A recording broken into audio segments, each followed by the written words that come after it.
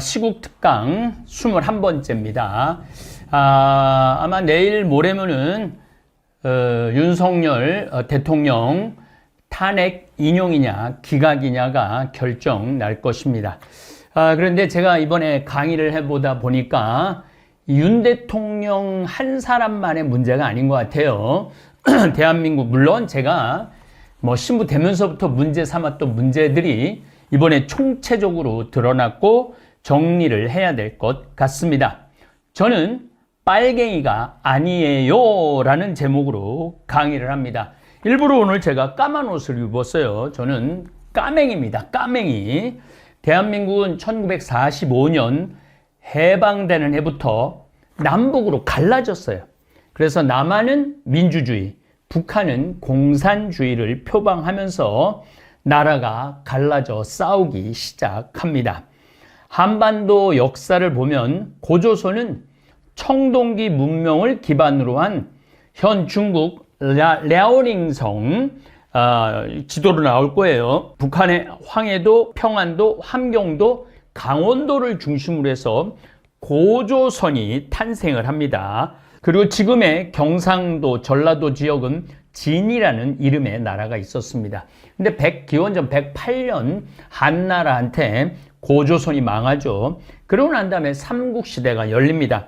기원전 1세기부터 7세기까지 고구려, 백제, 신라, 삼국이 남만주, 그러니까 우리 사실은 만주, 랴오닝성, 이게 우리나라하고 굉장히 연관이 많죠. 한반도 일대 중앙집권적 국가로 발전하는 시기가 됩니다.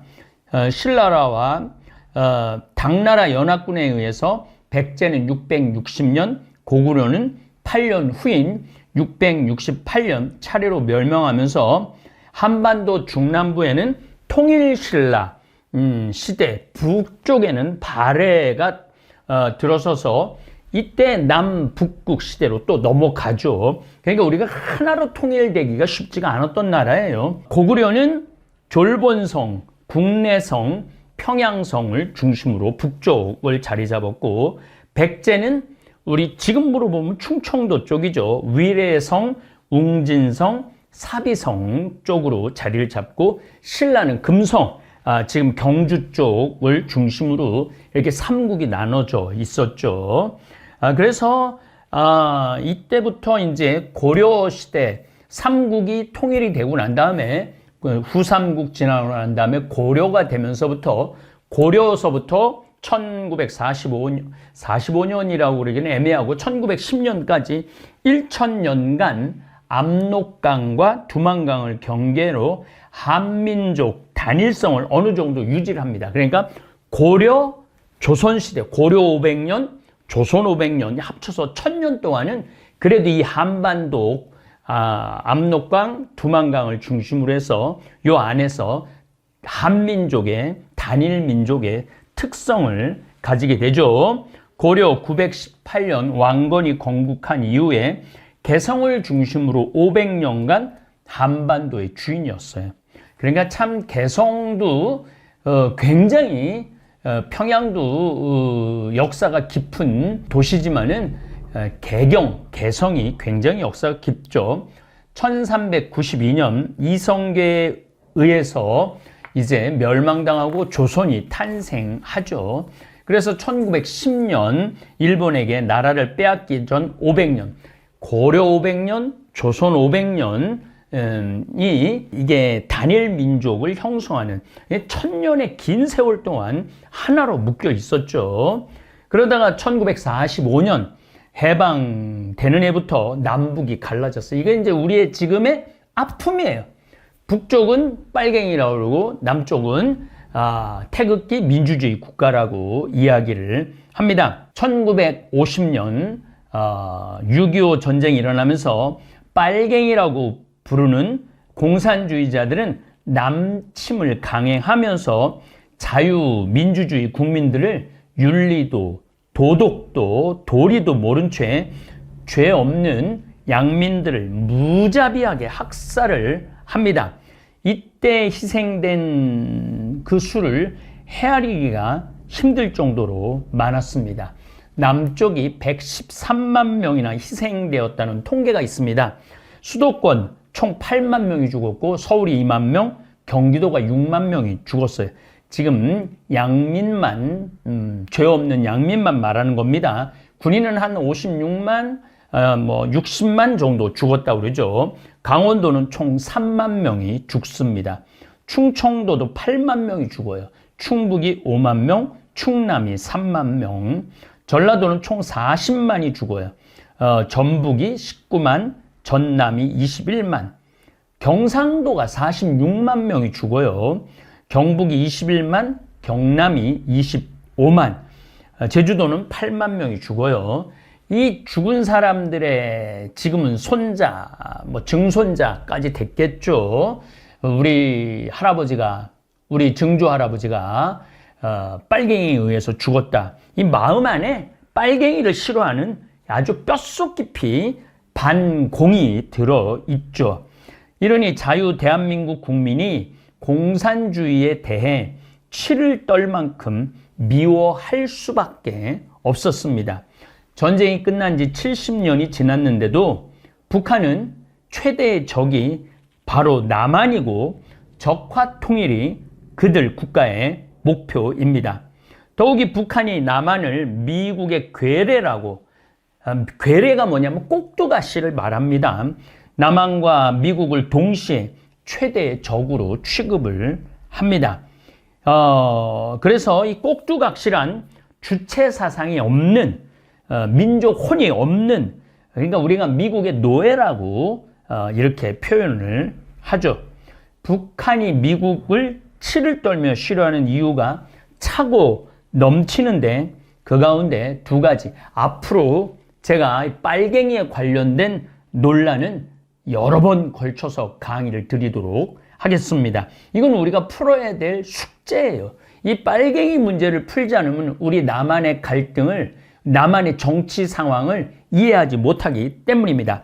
첫째는 낙동강까지 남진을 해서 진군을 해서 낙동강만 넘으면 대구하고 부산을 아주 순식간에 밀고 내려가서 적화 통일을 할 수 있었는데, 전쟁이 일어나자마자 미국은 바로 다다음 날 참전을 결정하고 항공모함을 파견을 합니다.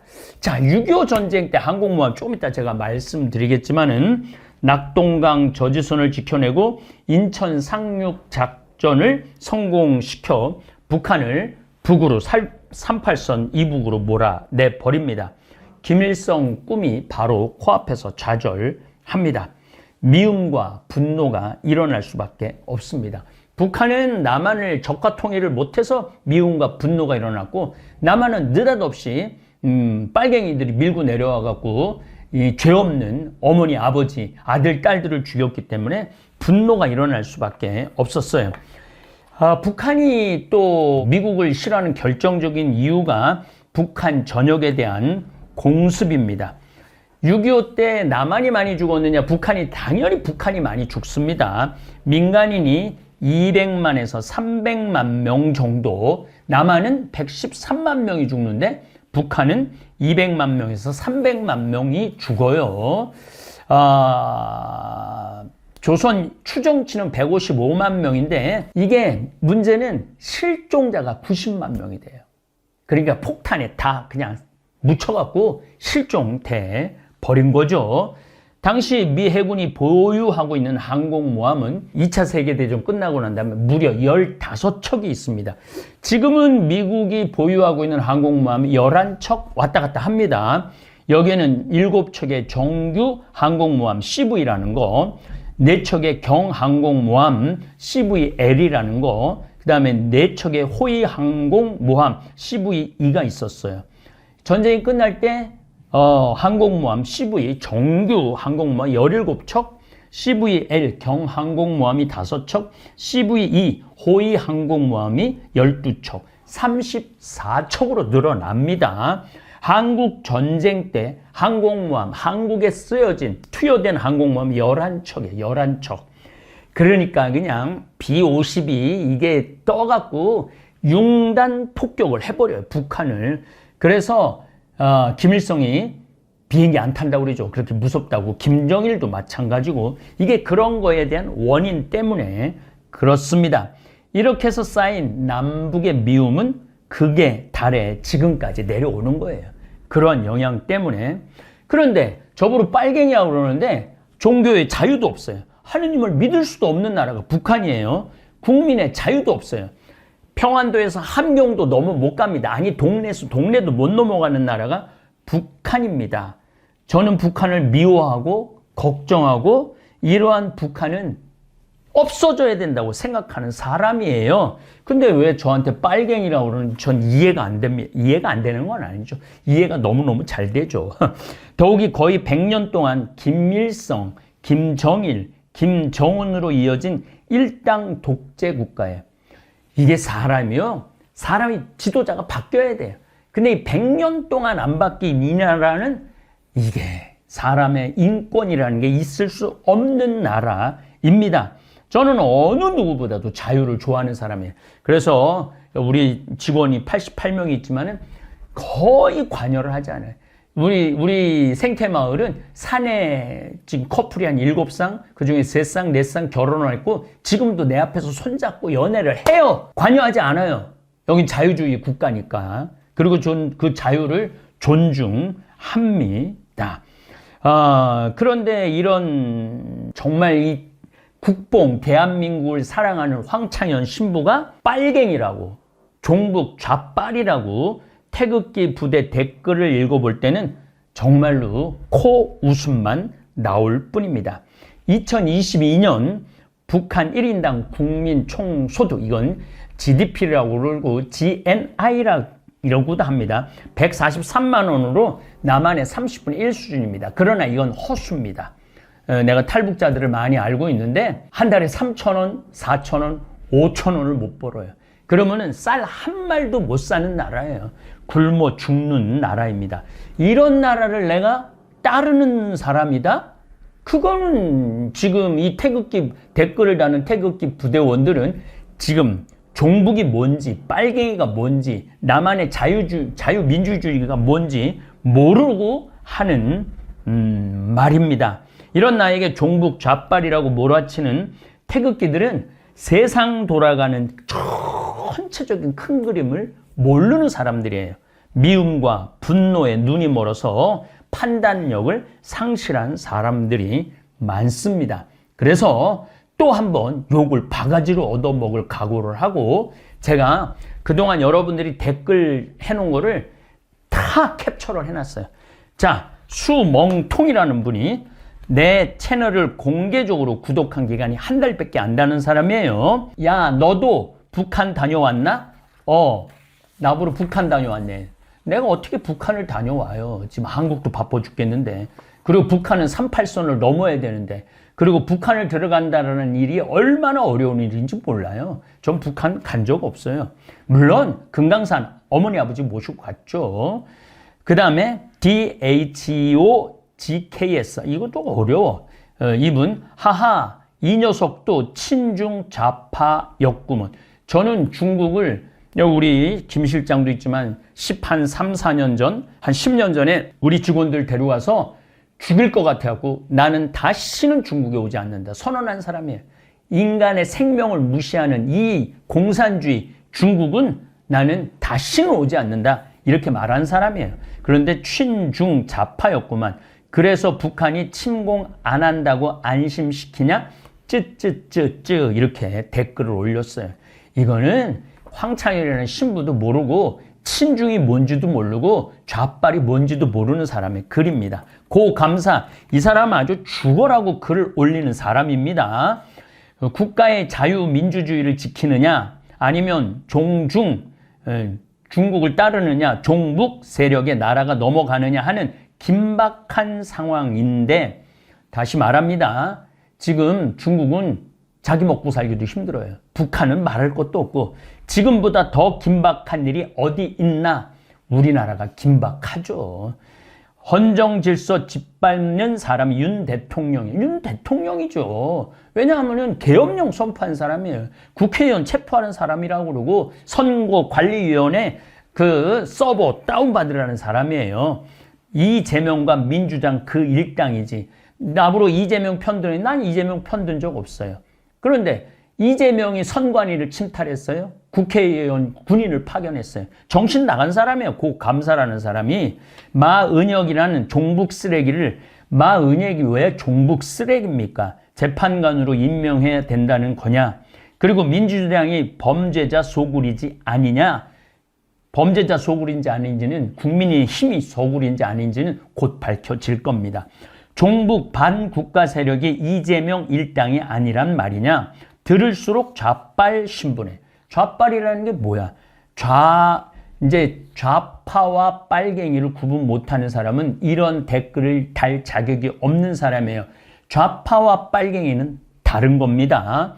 친북 좌파 반국가 세력들의 주장만 계속하고 있네. 황신부. 지금 윤 대통령 지지율이 25에서 30%냐? 45에서 55%지. 오늘은 4월 2일입니다. 이 정신나간 통계를 가지고 이게 바로 가짜 뉴스에 현혹되어 있는 거죠. 그러니까 황신부는 좌빨이라는 거야. 제발 양의 탈을 쓰고 착한 신자들 그만 선동하시오. 4일날 대통령이 기각이나 각하가 되면 뭐라고 하는지 보고서 저도 고 감사가 4일날 지나고 난 다음에 뭐라고 댓글 올리는지 저도 보고 싶습니다. 내가 황신부 때문에 허비하는 시간이 너무 아깝소. 여기 황신부 말을 듣고 호응하는 분들, 자유민주주의를 수호하려고 애쓰는 사람이 윤 대통령인지 이재명과 민주당 1등인지 제발 곰곰이 생각해 보시기 바랍니다. 이렇게 댓글 썼어요. 4월 2일 날. 오늘 4월 2일 창원이라는 사람이 댓글 쓴 거예요. 신부도 좌파? 너무 실망입니다. 구독 취소합니다. 자, 여기서 지난 4개월 동안 구독 취소한 사람들은 내가 이 통계가 나오는데 얼마가 늘어났냐면 5만 명이 더 늘었어요. 구독자가. 지난 4개월 동안 6년 동안 늦는 거에 6분의 1이 4개월 동안 늘었어요. 그러니까 구독 취소하는 사람보다 구독하는 사람이 더 많다는 거죠. 전 천주교 신자지만 좌파 신부들 때문에 성당 안 나간 지가 벌써 몇 년째 됩니다. 여기 내가 또 한번 달고 싶어요. 예수님이 좌파예요? 예수님이 빨갱이에요? 예수님 믿고 나가는 거지 나 믿고 나가는 거야? 예수님이 이 창원이의 도구입니까? 하느님을 주인으로 모시느냐? 하느님이 나를 주인으로 모시느냐? 이거 구분할 줄 알아야 돼요. 그런데 우리 인간은 너무너무 교만한 거예요. 천주교는 좌파들. 이 좌파라는 이유 하나 때문에 성당 안 나간다는 거 웃긴 거죠. 천지예요. 정의구현 사재단 꼴퉁 좌파들 너무 실망했어요. 신부님도 우측도 보고 중간도 보는 안목이 있기를. 저는요 우측도 아니고 중간도 아니고 좌파도 아니에요. 저는 예수당이에요. 주사빠 척결 뭐라는 거요? 뭔 개소리요? 이봐요. 올바른 시국 강연이라 하라를 하라. 엉터리 지식인 이네. 대글박에 좌빨 세상이 가득하네. 대글박. 이런 표현은 난 써본 적이 없는데 강의하면서 역사인식이 좌빨만의 뇌피셜. 이 뇌피셜도 굉장히 어려운 단어예요. 제정신이 아니네. 대실망이다. 에라이. 여기 안에는 이성이 들어있지 않아요. 감정만 들어있고 분노만 들어있습니다. 마리아인데 또 닉네임은 마리아인데 하나님이라고 합니다. 하나님, 황창현 하나님의 아들에게 지금 이 시대에 바른 것을 볼 수 있는 마음의 눈을 열어주소서. 옳고 그름을 똑바로 볼 수 있는 마음의 눈을 주시고 신부님의 마음을 그래도 신부님이라고 하는 대글박이라는 단어보다는 그래도 마리아는 좀 나아요. 마음을 완악하게 마옵소서. 중국 공산당 물러가라. 이미 중국 공산당 물러갔어요. 북한 공산괴뢰 물러가라. 북한 공산괴뢰 이 남쪽으로 넘어오기 쉽지 않습니다. 지금 예수님으로 명하노니 물러갈지어다. 물러갈지어다. 아멘. 자, 제가 이 댓글 이제 요 빨갱이에 관련된 거 앞으로 이게 우리 사회에 지금 가장 큰 갈등의 원인 중에 하나가 바로 빨갱이입니다. 좌파와 빨갱이는 다른 겁니다. 종북하는 사람 우리나라에 많지 않아요. 불쌍하게 생각하지 북한을 따르는 사람 없어요. 아니 자기 이 고모부를 기관총으로 쏴 죽이는 그런 김정은을 좋아하고 따라? 이거는 있을 수 없는 일이에요. 그래서 좀 객관적인 시선을 가지시라고 제가 이 강의를 준비했습니다. 다음 강의 주제는 나는 공산당이 싫어요가 아니라 나는 빨갱이가 싫어요라는 제목으로 강의를 하도록 하겠습니다. 제가 이거를 왜냐하면은 삐뚤어진 역사관, 삐뚤어진 정치관 이런 것들을 고쳐야 됩니다. 그런데 이제까지는 당신들이 삐뚤어졌다라고 이 역사적인 배경, 시대적인 배경으로 설명하는 사람들이 그렇게 많지 않더라고요, 보니까. 저는 아주 근거를 가지고, 논거를 가지고, 빨갱이가 이 대한민국 사회 한반도에 없어져야 되는 이유에 대해서 합리적으로 이야기하도록 하겠습니다. 저한테 댓글을 다실 분들은 근거를 대시기 바랍니다. 근거를 대면은 그 근거에 대해서는 제가 거기에 맞게끔 그야말로 토론을 하도록 하겠습니다. 내일 모레면은 탄핵 인용이 되든 기각이 되든 결정이 납니다. 저는 인용이 되길 바라는 사람입니다. 그러나 기각이 돼도 그 다음에 우리 사회가 풀어나가야 될 문제라고 생각을 합니다. 어쨌든 대한민국의 희망의 씨를 뿌리고 싶고 희망의 빛을 던지고 싶습니다. 감사합니다. 저는 빨갱이가 아닙니다. 토요 번외특강 합니다. 입이 근질근질해서라는 제목으로 강의를 합니다. 이제 시국특강은 끝났고 이제 번외특강으로 강의를 할 계획입니다. 제가 그 제주도 다녀왔습니다. 순례자의 집을 이제 시작을 하기 때문에 잘 가는 횟집, 해담이 횟집이라고 그 사장님이 12월 3일 지나고 작년 비상계엄령 선포하고 난 다음에 다음 날부터 손님이 안 온다는 거예요. 그런데 어제 그러니까 2025년 4월 8일 날 또 갔죠. 이제 4개월 만에 또 갔습니다. 가서 요즘 어떠냐 그러니까 파면이 결정되고 난 다음부터 손님이 늘기 시작했다고 그러더라고요. 그러니까 아마 그 집뿐만 아니라 우리나라가 4개월 동안은 거의 기업도 투자를 해야 될지 말아야 될지 이거 뭐 설비를 증설을 해야 될지 말아야 될지 4개월 동안 온 나라가 스톱이 돼 있어요. 또 제주 봄 카페 앤 스테이라는 우리 교우가는 조그만 아주 예쁜 미술관을 가봤는데 자기네들도 지금 거의 손님이 안 온다는 거예요. 근데 요즘 손님이 조금 늘기 시작했다고 그러더라고요. 온 국민이 그놈의 비상계엄령 하나 선포 때문에 온 국민이 고통을 겪고 있었죠. 이제 비행기도 마찬가지예요. 탄핵 시국에 있었을 때 제가 제주도 갔을 때 비행기가 텅텅 볐어요. 원주 비행기가. 근데 이번에는 갈 때도 꽉 차고 올 때도 꽉 차고 또 비행장도 지난 1월 달에 탄핵 2월 달 탄핵 전국대 갔을 때는 제주 비행장도 텅텅 폈었는데 이번에는 정말 사람이 어깨가 부닥칠 정도로 다시 이제 원상 회복이 돼 가고 있는 거죠. 그래서 조금 이제 이제 나라가 좀 돌아가나 보다. 이제 조금 안정을 찾나 보다. 그랬는데 전한길이라는 잘 알지도 못하는 사람인데 4월 9일 날 한남동 관저로 불렀다고 그러더라고요. 윤상현 씨하고 윤석열 씨가 제가 윤석열 씨라고 그랬을 때 대통령한테 씨가 뭐냐고 그러는 분 많은데 내가 욕을 했어? 뭐를 했어? 윤석열 씨보로 윤석열 씨라고 얘기했는데 그리고 저는 비상계엄을 선포한 12월 3일 이날부터 윤석열 씨는 나한테 대통령 아니었어요. 나한테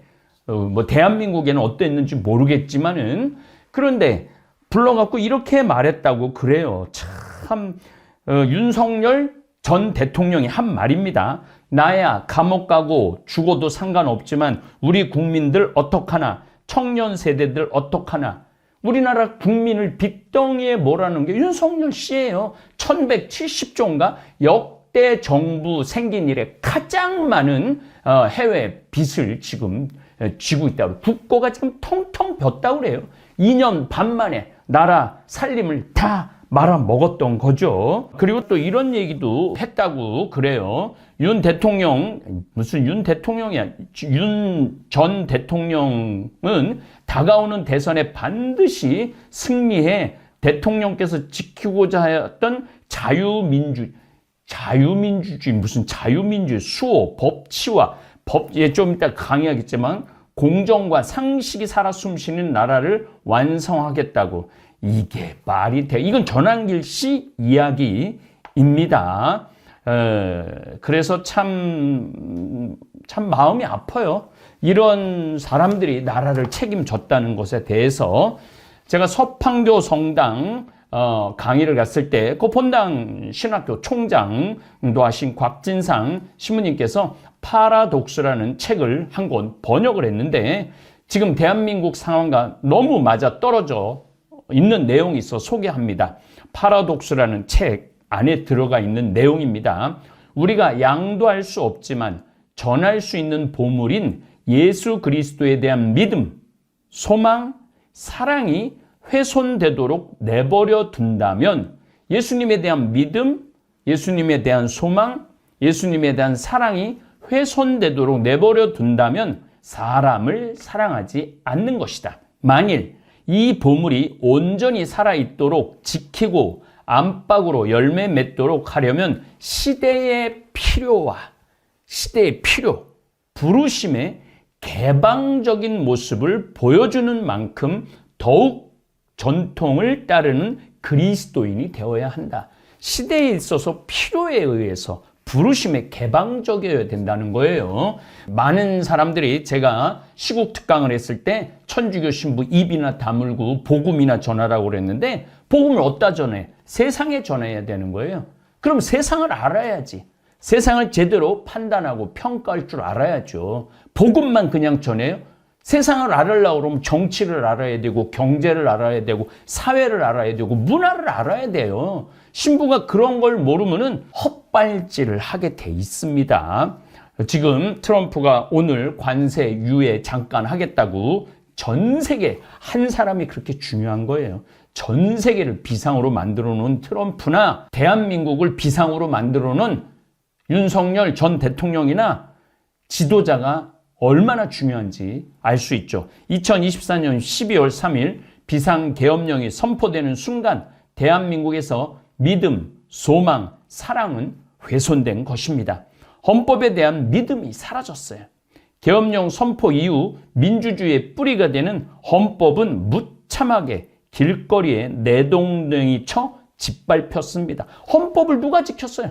헌법 재판소 서부지방헌법 재판소에 들어가고 유리창을 깨고 나오라고 그러고 욕을 하고 죽인다고 그러고 이게 헌법을 짓밟은 거죠. 판사가 모든 사람에게 평범하게 적용되어야 하는 구속기간을 대통령 한 사람에게만 예외로 적용해서 석방해주는 일이 벌어졌어요. 무슨 판사야? 무슨 지판사가 헌법에 대한 믿음을 저버린 판결이었습니다. 검찰총장은 항소하지 않아 대법원의 판단을 거부하고 대법원까지 올라갔었어야 되는데 자기가 그냥 풀어준 거죠. 대통령 한 사람에게만 특혜를 주어 석방해서 탈옥시켜 주었습니다. 온 국민을 허탈하게 만들어 버렸습니다. 아울러 국무총리와 경제부총리는 대통령 권한 대행을 수행하면서 헌법재판관 한 명을 임명하지 않아 헌법재판관 구선을 막아 세워갖고 온 국민을 3개월 동안 피를 말렸어요. 헌법에 대한 믿음을 저버렸습니다. 그랬더니요, 이번에는 마은혁 재판관을 임명을 하더니 바로 한덕수 대통령 권한대행 국무총리가요, 이게 아주 총알같이 이완규라는 사람을 지금 법제처장으로 있죠. 이 사람을 심판관으로 임명을 하겠다. 이게 정말 지금 대통령 하나만, 이제 파면된 대통령 하나만 문제가 아니라 대통령이 심어놓은 정부 각계 주요 요인들이 다 개판이에요, 개판. 엉망에 엉망. 또 나라를 흔들라고 지금 마음을 먹고 있습니다. 그러니까 믿음, 소망, 사랑을 저버린 거예요. 윤석열 전 대통령은 대한민국 정부, 국회, 사법부를 무참하게 짓밟아 버렸습니다. 온 나라 국민을 길거리로 내몰아 서로 미워하고 증오하게 만들었습니다. 이러한 나라 상황을 사제인 제가 나 몰라라 입 다물고 있었다면 사람을 사랑하지 않는 행동이고 비겁하게 중립이라는 커튼 뒤로 숨는 짓입니다. 저는 23회에 걸쳐 시국 특강을 했습니다. 우리나라 주교님들과 사제들이 격려하기도 했지만 제 안전에 대해 우려하기도 했습니다. 하지만 저는 입을 다물고 있을 수 없었습니다. 교황님도 정의에는 중립이 없다 하셨고 사실 정의를 실천해야 할 때 중립은 있을 수 없습니다. 옳고 그름을 분명하게 결정해야 합니다. 우리가 이 세상을 살아가면서 중용을 지킬 수는 있어도 중립을 지키는 일은 우유부단한 행동일 뿐입니다. 한덕수 권한대항이나 최상목 권한대항 얼마나 우유부단했어요. 마은혁 재판관을 임명을 했다면 우리나라 국민들이 스트레스를 안 받았을 거 아니에요. 특별히 정의의 하느님, 질서의 하느님을 믿는 저로서는 옳고 그름에 대해 분명한 입장을 표명해야 했습니다. 다볼사이버 성당을 운영한 지 4년 6개월 동안 저의 강의에 대해 악성 댓글을 거의 찾아볼 수 없었지만 시국 특강을 시작한 이후 대한민국에서 찬성 댓글과 악성 댓글 모두 합쳐 아마 가장 많은 댓글 세례를 받은 것 같습니다. 거기에 내 외모에 대한 비난까지 섞어가면서 하는 그거는 정말 인간 이하의 댓글이죠. 저는 악성 댓글을 읽고 분노하거나 마음이 흔들린 적이 없었습니다. 대한민국은 표현의 자유가 있는 자유민주주의 국가이기 때문에 누구나 저에게 욕을 퍼부을 수 있는 권리가 있는 나라입니다. 우리 오늘 둘째 형님 만나갖고 얘기를 들어보니까 둘째 형님도 너무 열받아갖고 광화문도 나가고 용산도 가고 여의도도 가고 그러셨다고 그러더라고요. 그래갖고 우리 형은 욕 한 글자 안 하고 다음에다가 당신의 의견을, 정치적 의견을 올렸다고 그러더라고요. 너무너무 많이 올려갖고 다음에서 그 정지가 됐다고 연락이 왔다고 그러더라고요. 댓글 때문에 정지가 됐다고. 우리 형도 나보다, 그래서 내가 오늘 형한테 그랬어요. 나보다 먼저 백령도 갈 뻔했네. 내가 그런 얘기를 했습니다. 지난 28년 동안 제가 진행하고 있는 환경운동을 꾸준히 후원해 주신 분들이 1만 5천 명이었는데 그 가운데 태극기 부대원들이 많았죠. 나이 드신 분들이 많았으니까 생태마을을 전화해서 욕을 바가지로 해대면서 탈퇴하신 분이 그동안 4개월 동안 420명이 되었습니다. 이제 더 이상 황창현 신부 후원하지 않겠다 이거죠. 환경운동 후원하지 않겠다 이거죠. 황창현 신부가 하는 걸 후원하지 않겠다. 탈퇴자가 있어서 가슴이 조금 아리긴 했지만 어쩔 수 없는 상황입니다. 인생을 살아가면서 모든 사람이 제 의견을 100% 따를 수는 없습니다. 처해진 환경, 또 살아온 여정 이런 거에 따라 분명 의견이 다를 수 있습니다. 그게 세상 살이입니다. 하지만 놀랍게도 탈퇴자가 420명이었는데 새로운 가입자가 740명으로 훨씬 많이 늘었습니다. 되살림 후원해온 탈퇴 가입 비율을 보면 현재 대한민국의 정치 상황을 여실히 들여다볼 수 있습니다. 지난 4개월 동안 되살림 회원 탈퇴가 32.6% 420명을 계산을 해보니까 가입자가 63.4%입니다. 아마도 윤석열 전 대통령 탄핵을 원하는 게 63.4%고 기각 이거를 원하는 게 32.6%가 아니었는가. 이게 대세입니다. 저는 국민의힘도 아니고 더불어민주당도 아닌 예수당입니다. 이번 시국 특강으로 2024년 12월 2일까지 구독자가 46만 5,444명이었는데 2025년 4월 3일 기준으로 구독자는 51만 4천 명입니다. 4개월 동안 무려 구독자가 4만 8천 명 더 늘어났습니다. 4만 8천 명이 4개월 동안 늘어난 거예요. 한 달에 10,000명씩 늘어나는 거예요. 10,000명, 12,000명씩 한 달에 늘어난 거예요. 평상시에는 6,000명씩 늘어나는데 배가 더 늘어났던 것이죠. 이게 제가 뭐 저를 따라라, 내 의견이라 동의해라, 이게 아니에요. 이게 민의입니다. 이러한 민의를 지금 국민의힘 또 지금 윤석열 전 정부 관료들이 알았으면 좋겠어요. 일반 유튜버들에게는 상상도 할 수 없는 많은 신규 구독자가 늘어났습니다. 다볼사이버 성당은 국민 100명 가운데 한 사람 비율로 구독자를 확보하고 있습니다. 저는 우리 다볼사이버 성당 교우들과 건강한 대한민국을 가꾸어 나가는데 이제 큰 역할을 할 겁니다. 앞으로 다볼사이버 성당은 환경 보존운동, 사회 곳곳에서 힘겹게 살아가는 약자들, 특별히 강원도, 평창, 영월, 농민들 제가 살릴 거예요. 농민들 힘껏 행복하게 농사 짓도록 할 것이고, 농사 짓는 농산물 전부 다 거의 전량을 저희 생태마을에서 지금 구매를 하고 있어요. 요즘 하루에 200만 원, 250만 원치를 매일 구매를 하고 있어요. 농산물들을. 그러니까 농산물을 지금 생산하는 농민들은 너무 행복하죠. 농산물 생산하는 만큼 우리가 다 생태마을에서 다 구매해서 우리 청국장 선물 보낼 때 거기 농산물 선물 하나씩 다 넣어드려요.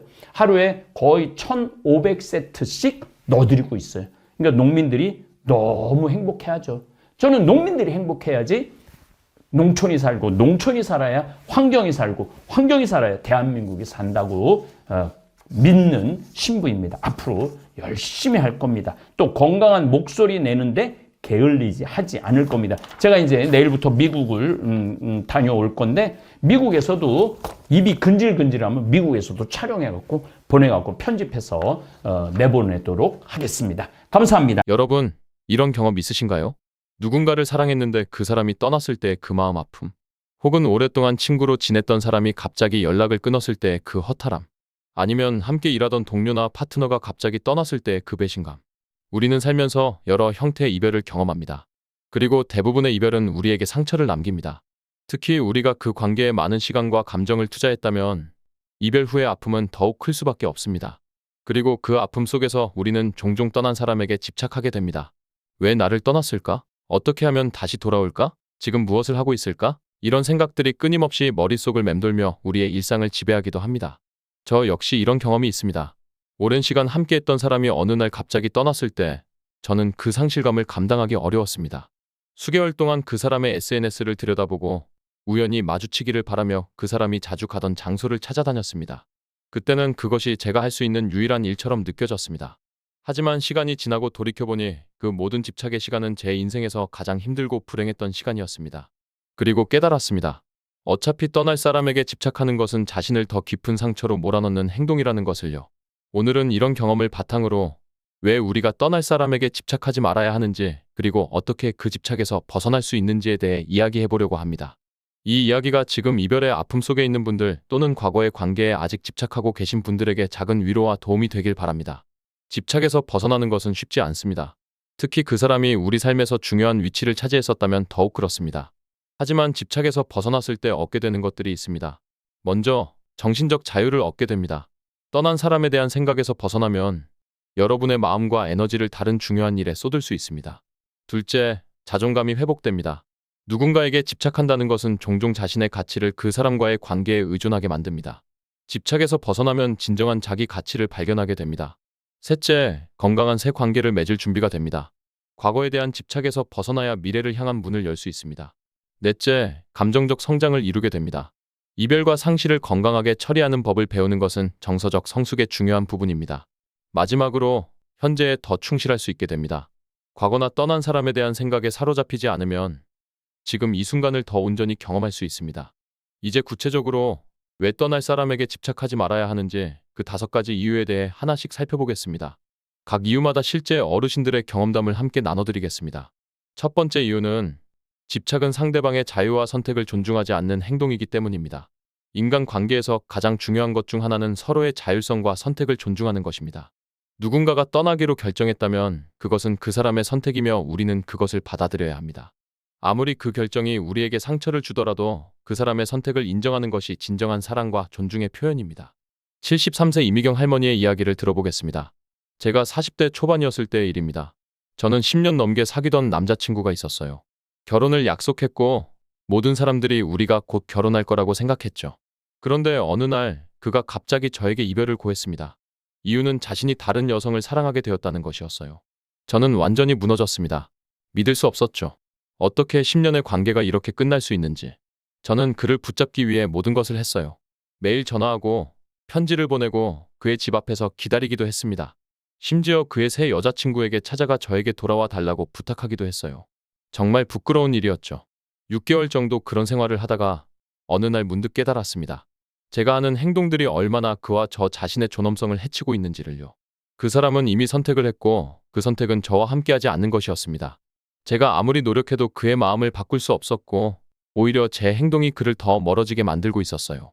그때 저는 결심했습니다. 그를 정말 사랑한다면 그의 선택을 존중해 주어야 한다고요. 설사 그것이 처절하게 아프더라도 말입니다. 그래서 모든 연락을 끊고 그를 떠나보냈습니다. 처음에는 정말 힘들었지만 시간이 지나면서 제 안에 평화가 찾아왔어요. 놀랍게도 몇 년 후 우연히 그를 만났을 때 그는 저에게 감사하다고 말했습니다. 제가 그의 선택을 존중해줘서 고맙다고요. 그때 저는 깨달았습니다. 진정한 사랑은 때로는 보내주는 것이라는 것을, 그리고 모든 사람은 자신의 삶을 선택할 자유가 있다는 것을요. 지금 생각해보면 그 경험이 제 인생에서 가장 중요한 배움 중 하나였습니다. 할머니의 이야기처럼 떠나는 사람에게 집착하는 것은 결국 그 사람의 자유와 선택을 인정하지 않는 행동입니다. 이는 관계의 본질인 상호 존중을 해치게 됩니다. 더불어 자신의 존엄성도 손상시키게 됩니다.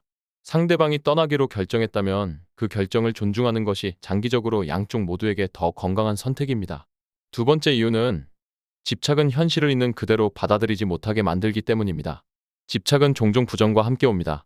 우리는 상대방이 떠났다는 현실을 인정하지 않고 언젠가 돌아올 거라는 비현실적인 희망회로에 매달립니다. 이런 부정은 우리가 현실에 적응하고 앞으로 나아가는 것을 방해합니다. 68세 김영호 할아버지의 이야기를 들어보겠습니다.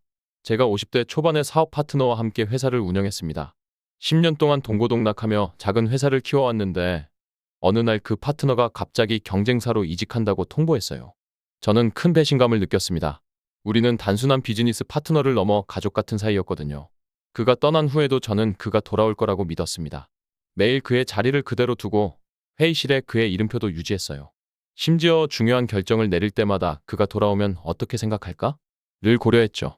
직원들도 제 행동을 이상하게 봤을 거예요. 거의 1년 동안 저는 그런 상태로 지냈습니다. 회사는 점점 어려워졌고 새로운 방향을 잡지 못했죠. 그러던 어느 날 제 오랜 친구가 직설적으로 말했습니다. 영호야, 정신 차려. 그는 돌아오지 않아. 이제 현실을 받아들이고 앞으로 나아가야 해. 처음에는 화가 났지만 그 말이 제 마음 깊은 곳에 박혔습니다. 그리고 점차 깨달았어요. 제가 얼마나 현실을 부정하고 있었는지를요. 그 파트너가 떠난 것은 이미 일어난 사실이었고 그것은 바뀌지 않을 것이었습니다. 제가 할 수 있는 것은 그 현실을 받아들이고 새로운 방향을 찾는 것뿐이었죠. 그렇게 저는 천천히 회사를 재구성했습니다. 새로운 파트너를 영입하고 사업 모델도 조정했어요. 힘든 과정이었지만 결국 회사는 이전보다 더 튼튼해졌습니다. 지금 생각해보면 그 파트너가 떠난 것이 오히려 새로운 기회가 되었던 거죠. 하지만 제가 현실을 받아들이지 않았다면 그 기회를 잡지 못했을 겁니다. 인생에서 가장 중요한 교훈 중 하나는 현실을 있는 그대로 받아들이는 용기를 갖는 것입니다.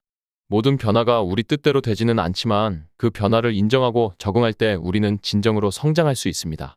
할아버지의 이야기처럼 현실을 부정하고 비현실적인 희망에 매달리는 것은 결국 우리 자신의 성장과 발전을 가로막습니다. 집착은 우리가 과거에 묶여있게 만들고 미래로 나아가는 것을 방해합니다.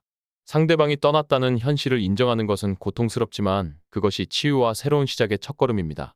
세 번째 이유는 집착은 여러분의 소중한 시간과 에너지를 낭비하게 만들기 때문입니다. 우리에게 주어진 시간과 에너지는 한정되어 있습니다.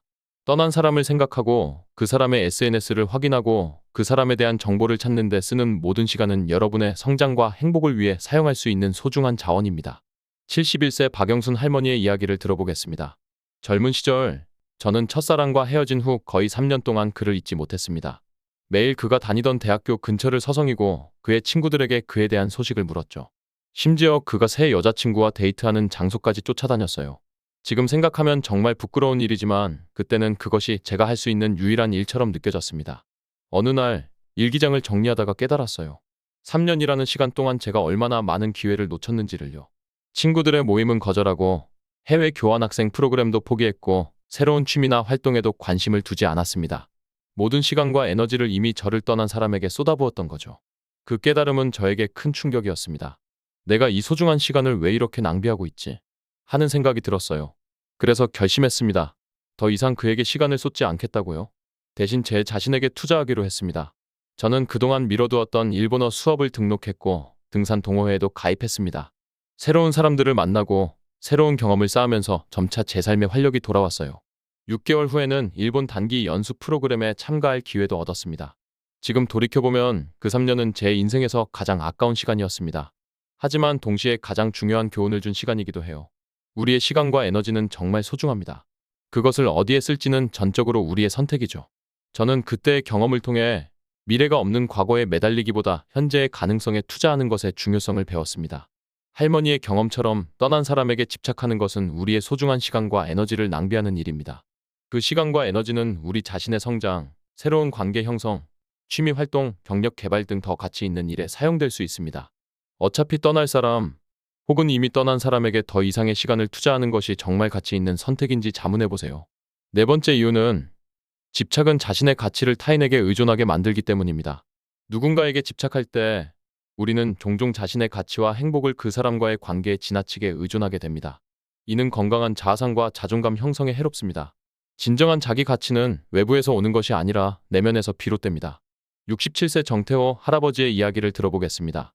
저는 30년 넘게 한 회사에서 일했습니다. 제 정체성의 큰 부분이 그 회사와 연결되어 있었죠. 정태호라는 이름보다 땡땡 기업의 정 부장으로 더 많이 불렸을 정도였으니까요. 저는 제 가치가 회사에서의 역할과 성과에 크게 의존하고 있다는 것을 전혀 인식하지 못했습니다. 그러다 구조조정으로 갑작스럽게 회사를 떠나게 되었을 때 저는 완전히 무너졌습니다. 제 존재 이유와 가치가 사라진 것 같았어요. 내가 누구지? 내 가치는 무엇이지? 같은 근본적인 질문에 답을 찾지 못했죠. 심지어 전 직장 동료들의 소식을 들을 때마다 질투와 분노가 치밀었고 회사가 저 없이도 잘 돌아간다는 사실이 견디기 힘들었습니다. 거의 1년 동안 저는 우울증과 싸웠습니다. 이전 회사에 다시 들어갈 방법을 찾거나 적어도 그곳과 연결을 유지하려고 필사적으로 노력했죠. 가족 모임에서도 항상 이전 회사 이야기만 했고 사람들은 점점 저를 피하기 시작했습니다. 그러던 어느 날 제 아내가 솔직하게 말했어요. 당신은 그 회사가 아니에요. 당신은 그곳에서 일했던 역할보다 훨씬 더 많은 것을 가진 사람이에요. 그 말이 저를 깨웠습니다. 저는 제 가치를 회사라는 외부 요소에 너무 의존하고 있었던 거죠. 천천히 저는 제 자신을 다시 발견하기 시작했습니다. 오랫동안 미뤄두었던 취미를 시작하고 자원봉사 활동도 시작했어요. 지역 커뮤니티에 참여하면서 새로운 관계도 맺었습니다. 점차 제 가치가 제가 하는 일이나 타인의 인정이 아니라 제 내면에서 오는 것임을 깨달았어요. 지금은 제가 그때 회사를 떠난 것이 오히려 축복이었다고 생각합니다. 그 경험이 없었다면 저는 평생 제 가치를 외부에 의존하며 살았을 테니까요. 자신의 가치를 타인이나 외부 환경에 의존하는 것이 얼마나 위험한지 그리고 진정한 자기 가치는 어디에서 오는지 배울 수 있었습니다. 할아버지의 이야기처럼 우리는 종종 자신의 가치를 타인과의 관계나 외부 환경에 지나치게 의존합니다. 특히 떠난 사람에게 집착할 때 우리는 그 사람 없이는 내가 가치 없다는 잘못된 믿음에 사로잡힐 수 있습니다. 하지만 진정한 자기 가치는 내면에서 오는 것이며 외부 상황이나 타인의 인정에 의존하지 않습니다. 자신의 가치를 스스로 찾고 확립할 때 떠난 사람에 대한 집착에서 벗어날 수 있습니다. 다섯 번째 이유는 집착은 새로운 관계와 기회를 막기 때문입니다. 과거에 집착하고 있으면 우리 주변에 있는 새로운 관계와 기회들을 알아차리지 못하게 됩니다. 인생은 끊임없이 변화하고 새로운 문이 열리지만 우리가 과거에 묶여 있다면 그 문을 볼 수 없습니다. 70세 황미자 할머니의 이야기를 들어보겠습니다. 제가 45세 되던 해에 20년 넘게 함께한 남편과 이혼했습니다. 제 의지가 아닌 남편이 원해서 하게 된 이혼이었어요. 당시 저는 완전히 무너졌습니다. 20년이라는 세월, 그리고 함께 키운 아이들. 모든 것이 한순간에 무너진 것 같았죠. 이혼 후에도 저는 전 남편에 대한 집착에서 벗어나지 못했어요. 계속해서 그의 소식을 들으려고 했고 아이들을 통해 그의 근황을 파악했습니다. 심지어 그가 자주 가는 장소에 의도적으로 나타나기도 했죠. 마음 한구석에서는 언젠가 그가 돌아올 거야라는 희망을 버리지 못했어요. 그렇게 거의 5년을 보냈습니다. 그동안 저는 다른 남성들의 관심이나 데이트 제안을 모두 거절했어요. 내게는 아직 남편이 있다는 생각이 강했거든요. 사회 활동도 최소한으로 줄이고 주로 집에만 있었습니다. 변화가 찾아온 것은 딸의 결혼식 준비 과정에서였어요. 딸이 저에게 말했습니다. 엄마, 이제 아빠는 돌아오지 않을 거야. 엄마도 이젠 새로운 삶을 시작할 때가 됐어. 그 말이 저를 깊이 생각하게 했습니다. 용기를 내어 지역 문화센터에 등록했고 그곳에서 합창단 활동을 시작했습니다. 점차 새로운 친구들을 사귀게 되었고 합창단을 통해 여행도 다니게 되었어요. 그러면서 자연스럽게 지금의 동반자를 만났습니다. 그는 저를 있는 그대로 존중해주고 제 과거도 이해해주는 따뜻한 사람이었어요. 지금 생각해보면 전 남편에 대한 집착 때문에 제가 얼마나 많은 기회와 행복을 놓쳤는지 깨닫게 됩니다. 5년이라는 시간 동안 저는 문을 닫고 살았던 거예요. 하지만 그 문을 열었을 때 세상은 여전히 아름답고 새로운 가능성으로 가득 차 있었습니다. 인생은 생각보다 훨씬 길고 우리 앞에는 항상 새로운 기회가 있다는 것을 배웠습니다. 할머니의 이야기처럼 과거에 대한 집착은 우리 앞에 있는 새로운 가능성을 보지 못하게 합니다. 인생은 끊임없이 변화하고 흐릅니다. 한 문이 닫히면 다른 문이 열리기 마련입니다. 하지만 우리가 닫힌 문만 바라보고 있다면 열린 문을 발견할 수 없습니다. 여러분의 삶에는 아직 만나지 못한 사람들, 경험하지 못한 일들, 발견하지 못한 기쁨이 가득합니다. 그것들을 발견하기 위해서는 과거의 관계에 대한 집착에서 벗어나 현재와 미래의 마음을 열어야 합니다. 떠난 사람에게 집착하는 동안 여러분은 새로운 인연과 기회를 놓치고 있을지도 모릅니다. 지금까지 우리는 떠날 사람에게 집착하지 말아야 하는 5가지 이유에 대해 살펴보았습니다. 집착은 상대방의 자유와 선택을 존중하지 않는 행동이며 현실을 있는 그대로 받아들이지 못하게 만듭니다. 또한 여러분의 소중한 시간과 에너지를 낭비하게 하고 자신의 가치를 타인에게 의존하게 만들며 새로운 관계와 기회를 막습니다. 이제 여러분은 그래, 집착하지 말아야 한다는 것은 알겠는데 어떻게 그 집착에서 벗어날 수 있을까? 하고 궁금해하실 수 있습니다. 집착에서 벗어나는 것은 쉬운 일이 아닙니다. 특히 깊은 감정이 얽혀있는 관계일수록 더 어렵습니다. 하지만 불가능한 일은 아닙니다. 첫째, 감정을 인정하고 표현하세요.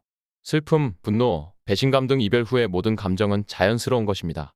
이런 감정을 억누르거나 부정하지 말고 일기를 쓰거나 신뢰할 수 있는 사람에게 이야기하거나 때로는 그냥 울어버리는 것도 좋은 방법입니다. 감정을 표현하는 것은 치유의 첫걸음입니다. 둘째, 거리 두기를 실천하세요. 떠난 사람의 SNS를 확인하거나 그 사람이 자주 가는 장소를 찾아가거나 공통 지인을 통해 소식을 듣는 행동은 집착을 강화합니다. 가능하다면 SNS 친구 목록에서 삭제하고 연락처도 지우는 것이 도움이 될 수 있습니다. 물리적, 정서적 거리를 두는 것이 치유에 중요합니다. 셋째, 자신에게 집중하세요. 취미 활동, 운동, 학습 등 자신이 즐기고 성장할 수 있는 활동에 시간과 에너지를 투자하세요. 자기 개발은 자존감을 회복하고 새로운 삶의 방향을 찾는 데 도움이 됩니다. 넷째, 사회적 지원 네트워크를 활용하세요. 가족, 친구, 동료 등 주변의 지지 체계와 연결을 유지하는 것이 중요합니다. 혼자 힘들어하지 마시고 도움이 필요할 때는 주변 사람들에게 기댈 줄도 알아야 합니다. 다섯째, 필요하다면 전문적인 도움을 구하세요. 집착이 일상생활에 심각한 지장을 주거나 오랜 시간이 지나도 나아지지 않는다면 심리 상담사나 치료사의 도움을 받는 것도 좋은 방법입니다. 마지막으로 시간이 필요하다는 것을 인정하세요. 집착에서 벗어나는 것은 하루아침에 이루어지지 않습니다. 자신에게 충분한 시간을 주고 작은 진전에도 스스로를 격려하세요. Rome wasn't built in a day. 로마는 하루아침에 지어지지 않았다는 말처럼 치유와 성장도 시간이 필요합니다. 이별과 상실은 인생의 일부입니다.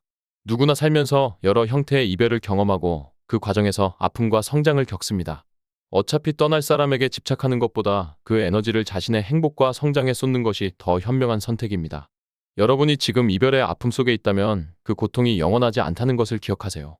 시간이 지나면 상처는 아물고 새로운 기회와 관계가 여러분을 기다리고 있습니다. 떠난 사람을 보내주는 용기를 가질 때 비로소 새로운 사람과 경험을 맞이할 준비가 됩니다.